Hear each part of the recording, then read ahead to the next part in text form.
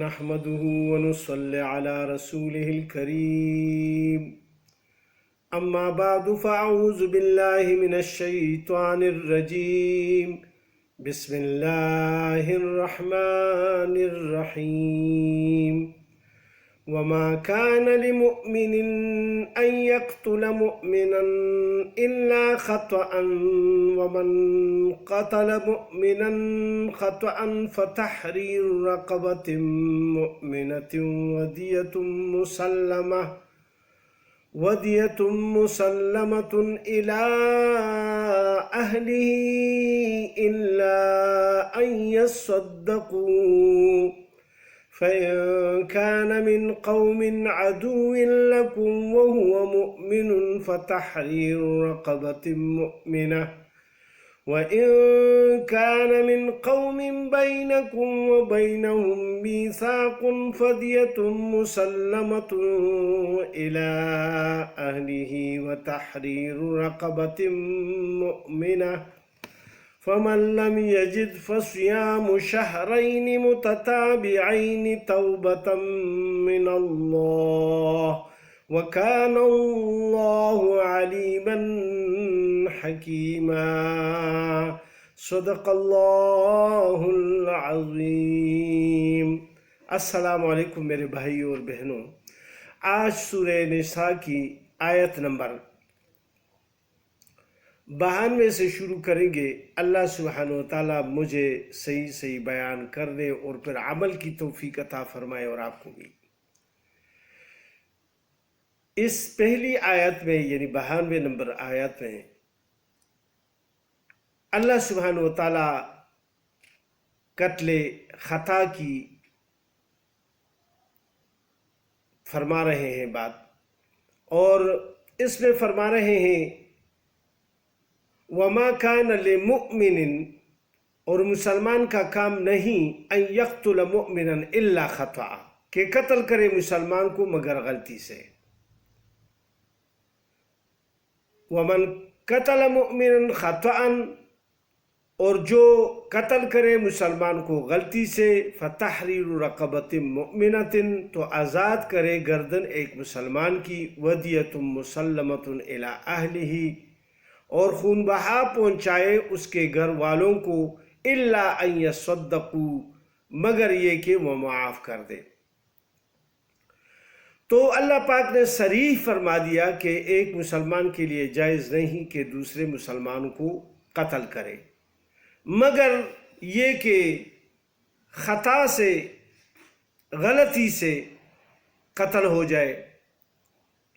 تو خطا میں کئی قسمیں آتی ہیں۔ ایک یہ کہ آدمی ایک شکار کو مار رہا ہوتا ہے اور سامنے ایک دم کوئی آدمی آ گیا اور اس کو گولی یا تیر جا لگا، تو یہ قتل خطا ہو گیا، کیونکہ اس کا ارادہ تو شکار کو مارنا تھا، لیکن سامنے وہ آ گیا اور وہ بیچارہ بیچ میں آ گیا اور قتل ہو گیا۔ اسی طرح ایک علاقے میں یعنی مسلمان اور کافر لوگ اکٹھے رہتے ہیں،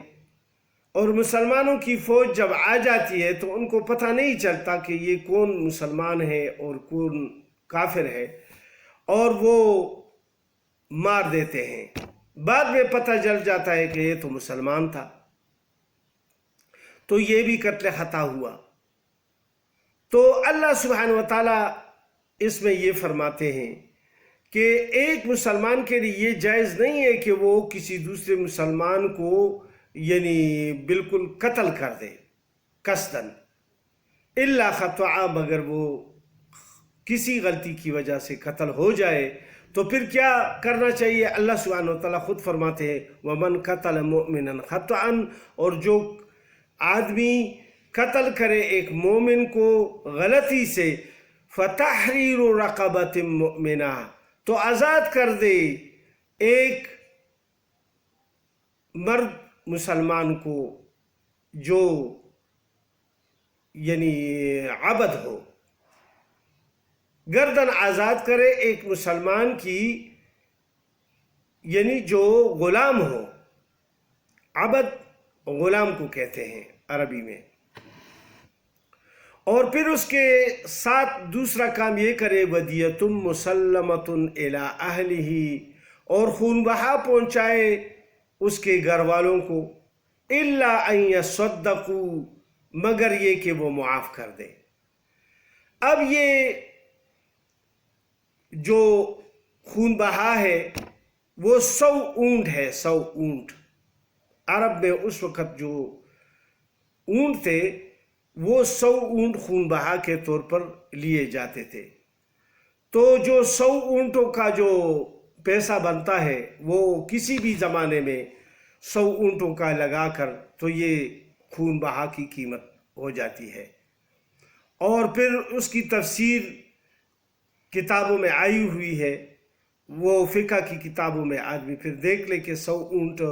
کتنے عرصے کے ہیں، قتل خطا میں کتنے ہیں اور کستن والے میں کتنے ہیں، تو یہ سب اس میں لکھا ہوا ہے۔ تو اللہ سبحانہ وتعالیٰ اس میں فرماتے ہیں کہ ایک خون بہا ہے۔ خون بہا بعض اوقات اس طرح ہوتا ہے کہ جو وارث ہوتے ہیں وہ سمجھ جاتے ہیں کہ یار اس نے تو قصدن اس کو مارا نہیں ہے، تو لہٰذا وہ معاف کر دیتے ہیں، تو وہ معاف ہو جاتا ہے۔ اگر اس کے مطلب ہے کہ اس کی بیوی ہے اور ایک بیٹا ہے اور وہ دونوں معاف کر دیتے ہیں تو پھر یعنی سارا خون بہا معاف ہو جاتا ہے۔ لیکن بعض اوقات اس طرح ہوتا ہے کہ ایک آدمی ہے اور اس کے کئی بیٹے ہوتے ہیں اور بیوی بھی ہوتی ہے، بچیاں بھی ہوتی ہیں، کچھ نابالغ بھی ہوتے ہیں، کچھ بالغ بھی ہوتے ہیں، کہ ان میں کوئی بھی اگر کوئی اپنا حصہ معاف کر دے تو معاف ہو جاتا ہے، لیکن اسی کا حصہ معاف ہو جائے گا۔ یہ نہیں کہ سارا خون بہا معاف ہو جائے گا۔ مثال کے طور پر ایک بڑے بیٹے نے کہہ دیا کہ چلو یار ہمارے باپ کو تو اس نے قتل نہیں کیا ہے، تو اس کی ماں کا دل نہیں ہے اور اس کے دوسرے بھائیوں کا دل نہیں ہے یا بہنوں کا دل نہیں ہے معاف کرنے کا، تو اس بھائی کا جتنا حصہ بنتا ہے اس خون بہا میں وہ تو معاف ہو جائے گا، دوسروں کا معاف نہیں ہوگا۔ جبکہ اس کے لحاظ سے یہ بھی ہے کہ جو چھوٹے بچے ہیں، نابالغ ہیں، وہ تو فیصلہ نہیں کر سکتے، تو ان کا خون بہا بھی معاف نہیں ہوگا۔ صرف وہ حصے معاف ہوں گے جو بالغ ہوں گے اور وہ اپنی مرضی سے اور خوشی سے معاف کر دے۔ باقی جو یعنی اس کی جو سزا ہے، یعنی ایک گردن آزاد کرنے غلام کا، تو دوسرے آگے اللہ سبحانہ وتعالیٰ فرماتے ہیں کہ اگر اس کا کوئی کسی کے پاس ایک یعنی غلام نہیں ہے، جس طرح کے اس زمانے میں غلاموں کا رواج ہی نہیں ہے، تو اب کیا کیا جائے؟ تو 2 مہینے کے مسلسل روزے رکھے بلا ناغہ، یعنی اس میں ناغہ نہ کرے اور 2 مہینے کے مسلسل روزے رکھے۔ آگے انشاءاللہ اس کا اسی آیت میں پھر انشاءاللہ آ جائے گا۔ پھر اللہ سبحانہ وتعالیٰ دوسری بات بتا رہے ہیں، فَإِن كَانَ مِن قَوْمٍ عَدُوٍّ لَكُمْ، پھر اگر مقتول تھا ایسی قوم میں سے کہ وہ تمہارے دشمن ہیں، وَهُوَ مُؤْمِنٌ، اور خود وہ مسلمان تھا، فَتَحْرِيرُ رَقَبَةٍ مُؤْمِنَةٍ، تو آزاد کرے گردن ایک مسلمان غلام کی۔ تو ادھر اللہ سبحانہ وتعالیٰ نے یہ صورت بیان فرما دی کہ اگر کافر ہے ایک ملک کے اور اس پر حملہ ہوا اور اس میں مسلمان تھا اور وہ مارا گیا، تو اور کافر اس کے وارث ہے، صرف وہی مسلمان تھا، تو ان کو خون بہا نہیں دیا جائے گا، کیونکہ کافر کو مسلمان کا خون بہا نہیں مل سکتا۔ تو صرف یہ جو ہے غلام آزاد کرے گا یا روزے رکھے گا۔ وَإِن كَانَ مِن قَوْمٍ بَيْنَكُمْ وَبَيْنَهُمْ مِيثَاقٌ، اور اگر وہ تھا ایسی قوم میں سے کہ تم میں اور ان میں عہد ہے، فَدِيَةٌ مُسَلَّمَةٌ إِلَىٰ أَهْلِهِ، تو خون بہا پہنچائے اس کے گھر والوں کو، وَتَحْرِيرُ رَقَبَةٍ مُؤْمِنَةٍ، اور آزاد کرے گردن ایک مسلمان غلام کی۔ تو اس میں یہ بتایا گیا کہ